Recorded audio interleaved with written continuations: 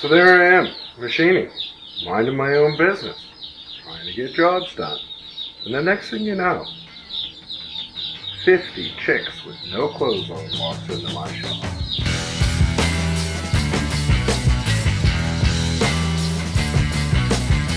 Okay, so this is the next mission here. We got these cylinders where the rods have been not quite bent. So we got to get the glands and the gland nuts off, get some seals. Customers giving us material, and we're gonna have to cut the rod ends off and weld them on. We're gonna start with getting this off. Man, I don't know if you can see that crack in it. There was some force into them. So we'll get these in and try and get the nuts off. Customer said he broke the vise trying to get them off, so hopefully we have better luck than that. Alright, here we go. So we're just going to spin the jaws in close and tighten them up, and then actually physically lock the lathe so that it can't move at all in the neck gear selection.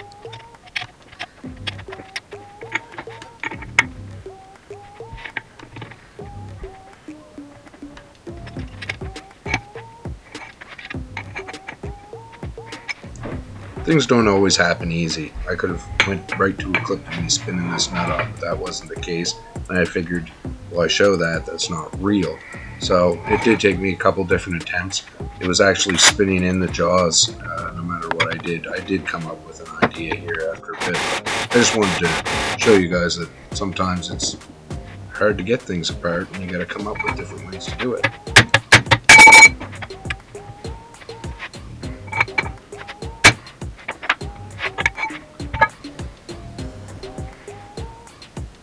Alright. Okay.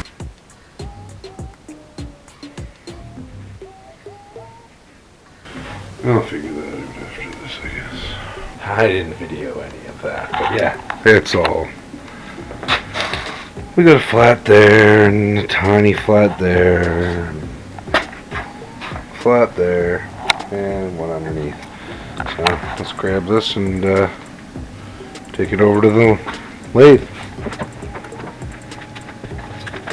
Someday, soon, hopefully, we're going to have a way bigger shop to work out of, and won't be tripping over jobs and tools. Till then, you get to enjoy watching me trip over things and fall over things.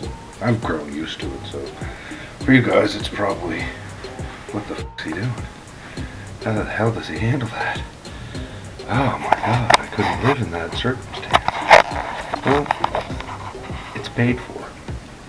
That's how I do it.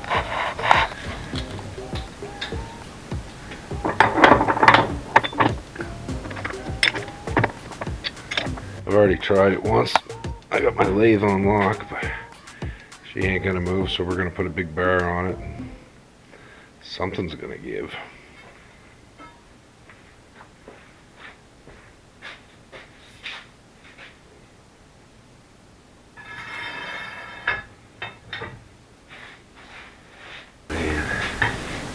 So sketchy.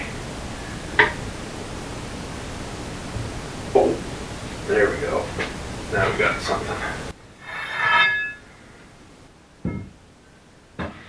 I'll tell you. That's a 6-foot pipe. Yep. Huh? It did break it free. So that's what we're after. We'll have to grind the other one and do the same thing to it, but at least it came off. Oh yeah, just thread right off once you break it free, of course.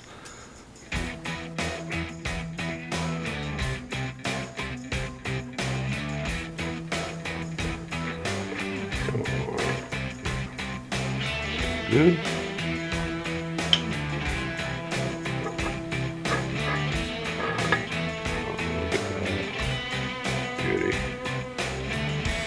Alright, there's one. Not so dirty. Not that it matters. And hopefully, yep. There we go.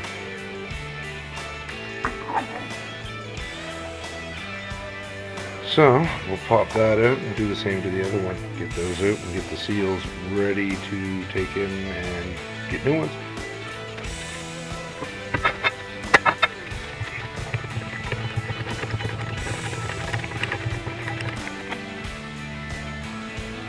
Alright. Another successful mission.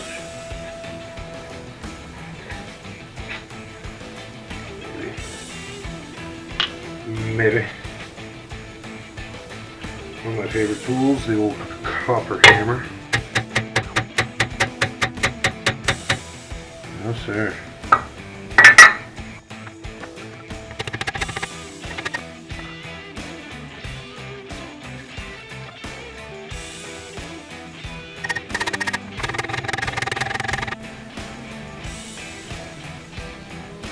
It is moving.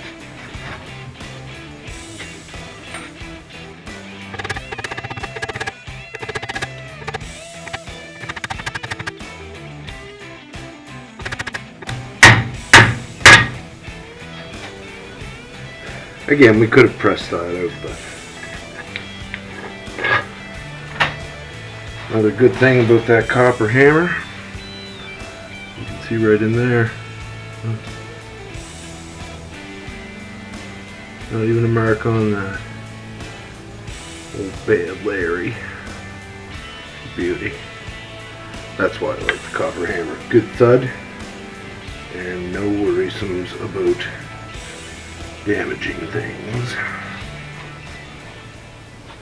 It's late. I got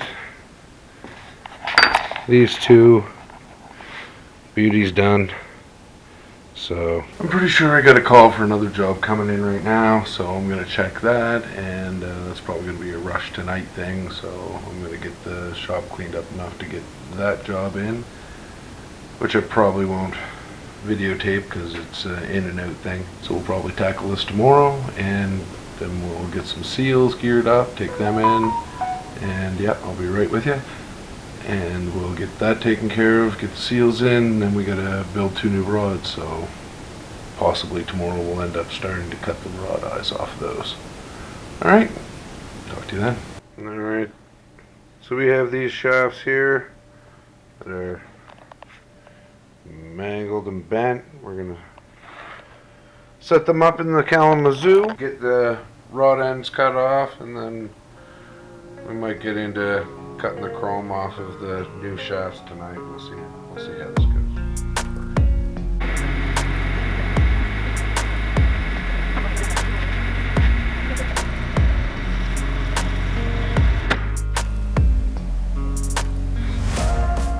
That worked pretty good, as you can tell.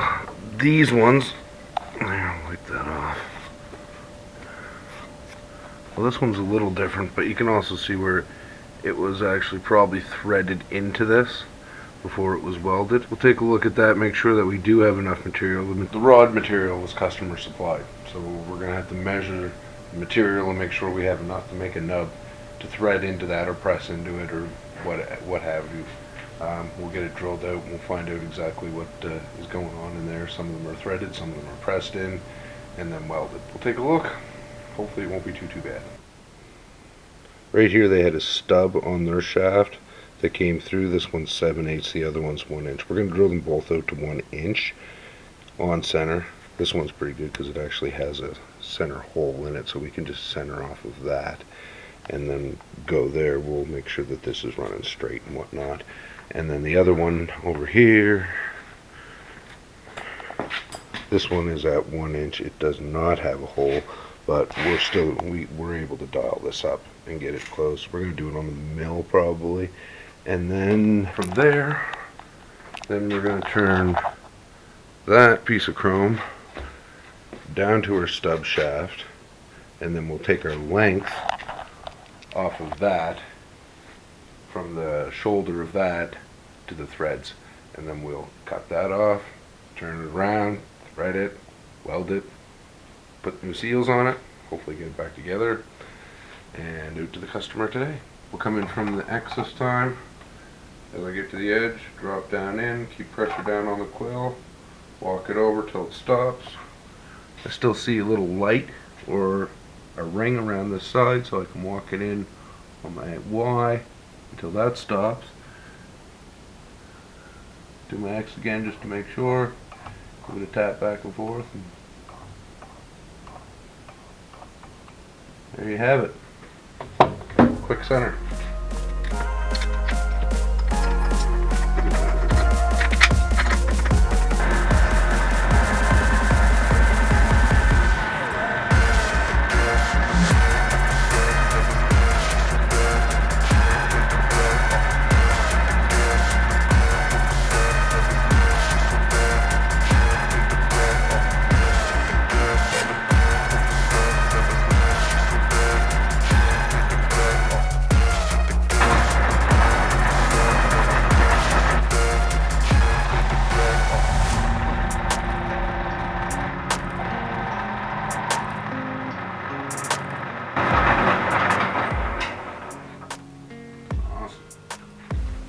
So what we have now is our hole is parallel to our insides of our rod end, and now we're just going to give this a very slight skim, 1 for welding and 2 for flatness. So we'll get that done right quick.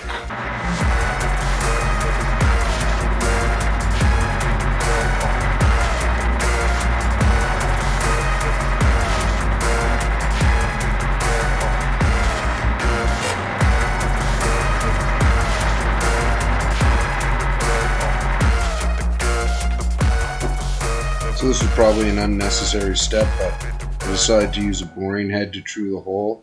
That way I knew everything was going to run nice and straight.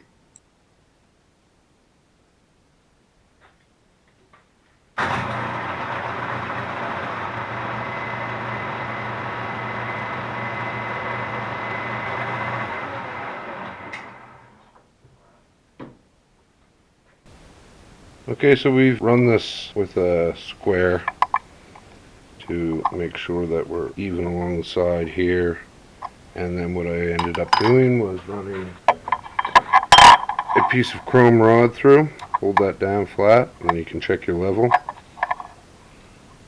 which is dead on. So that pin should fit right back where it was supposed to. I've dialed up between the edges of this with a center point, dead center, and now I'm centered. We're going to center drill it and go from there.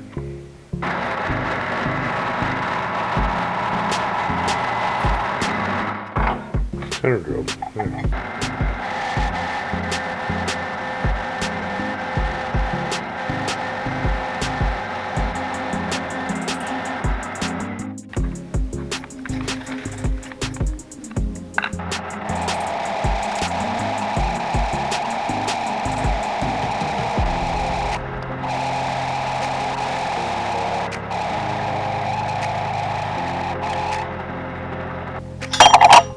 Oh, come on back.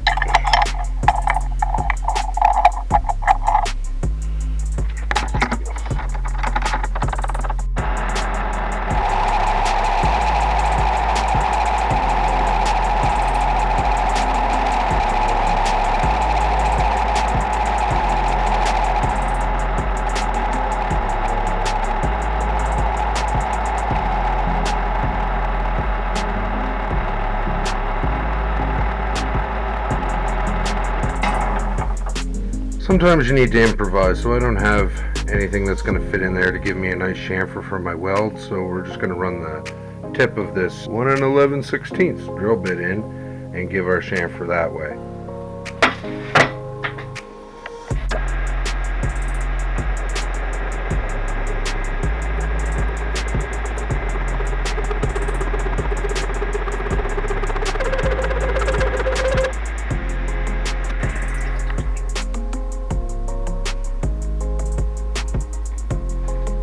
May not be as steep as we like it, but it'll definitely do the trick.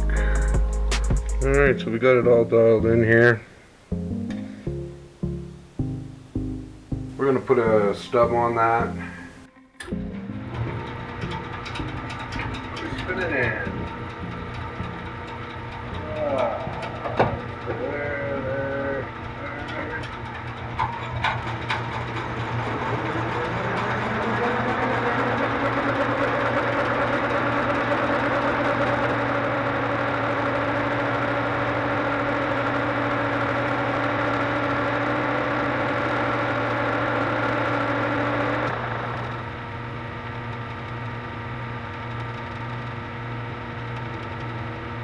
So we're looking to go to about 1.80 inch there. Let me get this chrome off here.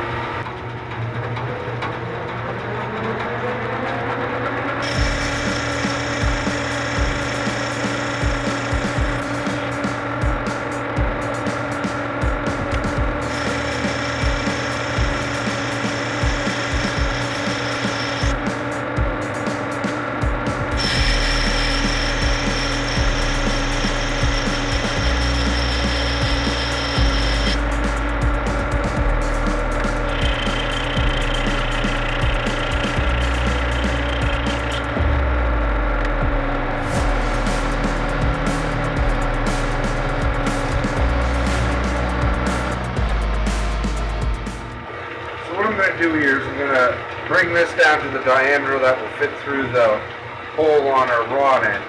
Then I'll cut back again to give us a better chamfer for welding.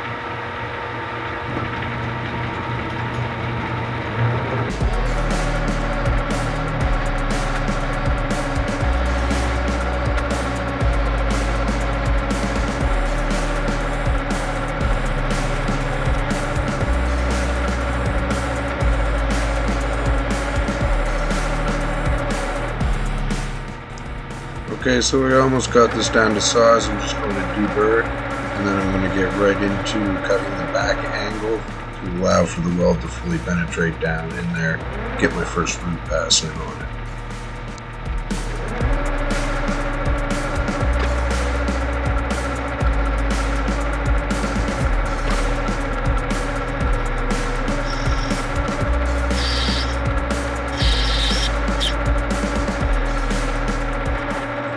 On non-critical angles, I usually won't set up the compound. I usually just cut them by hand and then touch a file on them.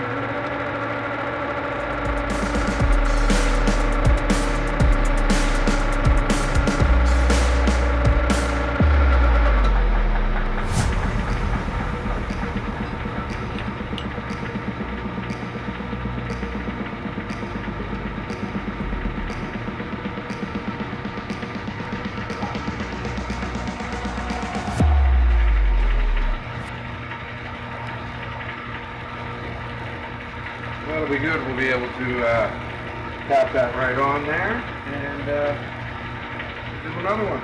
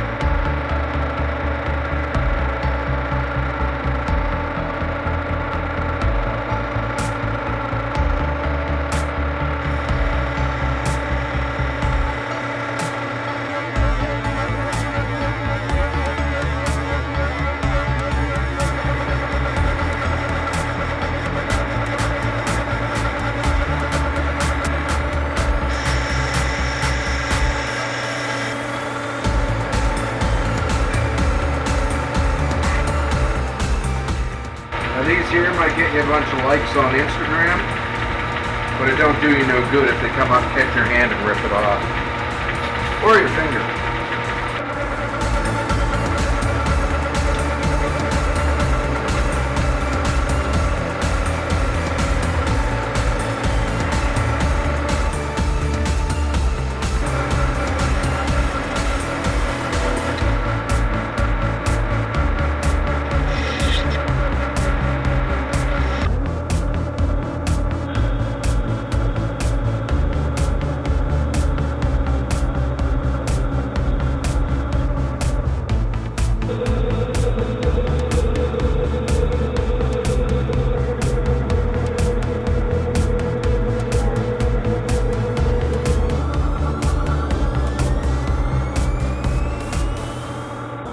Got that side.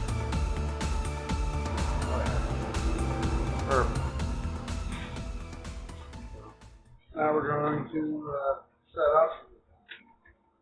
cut those threads.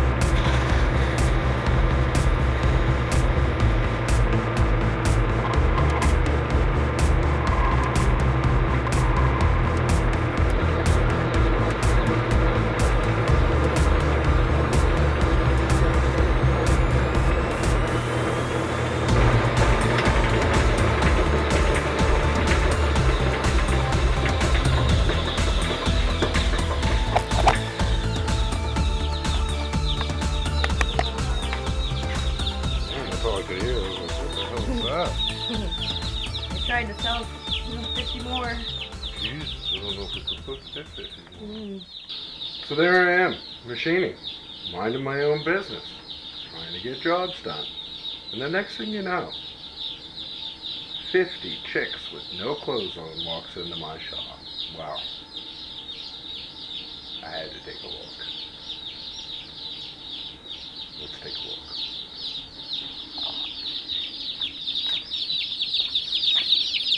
And I'm not lying. There's no pants, there's no shirts, there's no skirts.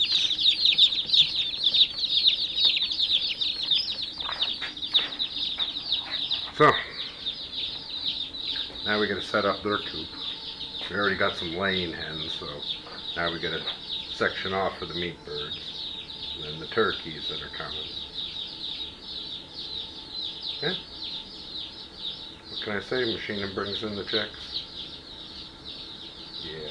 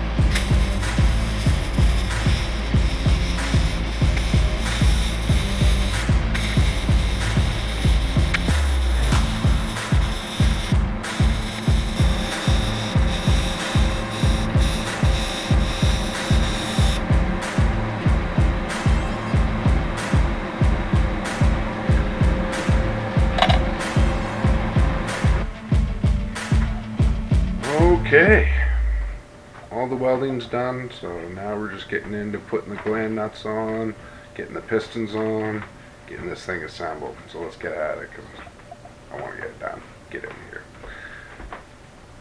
Well, I'm not going to get out of here. This is where I live. But I want to get the parts out of here. So, here we go. We're going to slap the seals on this while that other shafts are cooling down. So, we'll get right on that.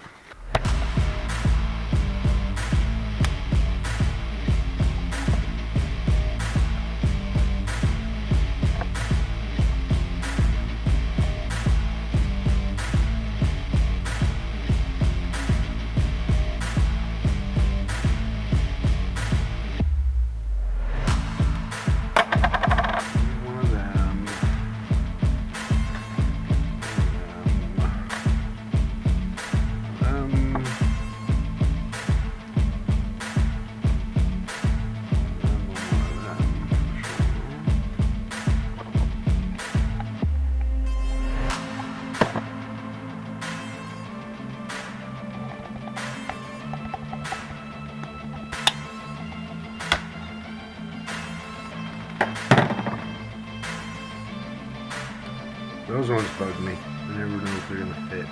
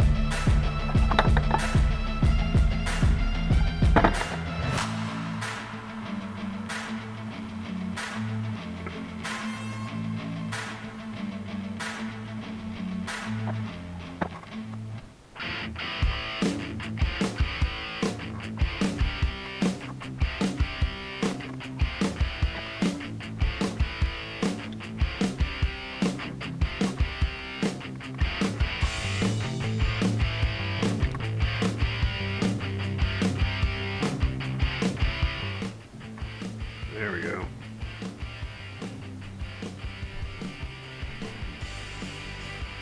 That took her in.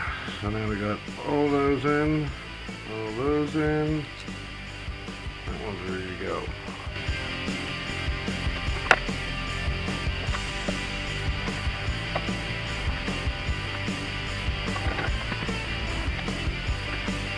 Now I know this is a lock nut.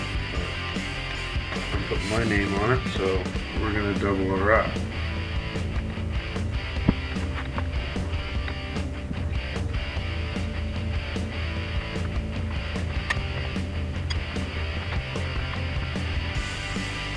Princess Auto, stop making shitty rags.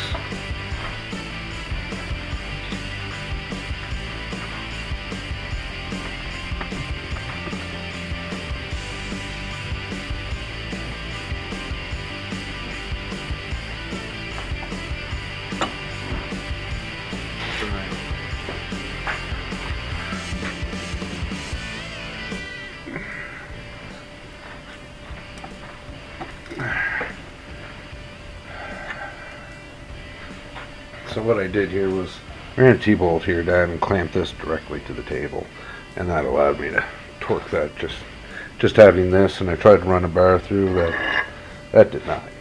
So this is way stabler. Yeah, she's ready to go in now, so we're good to go.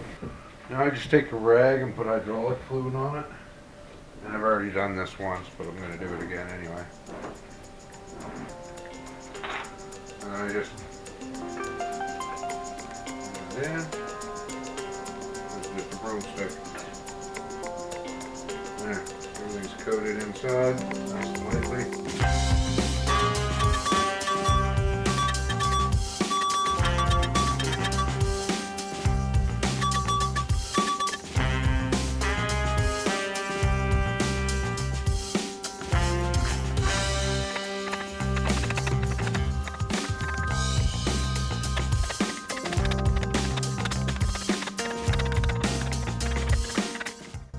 So I'm setting up here to install the internal lock ring, and then I'll thread that collar back on. For some reason I didn't get a video shot of that. That's what we're into right there.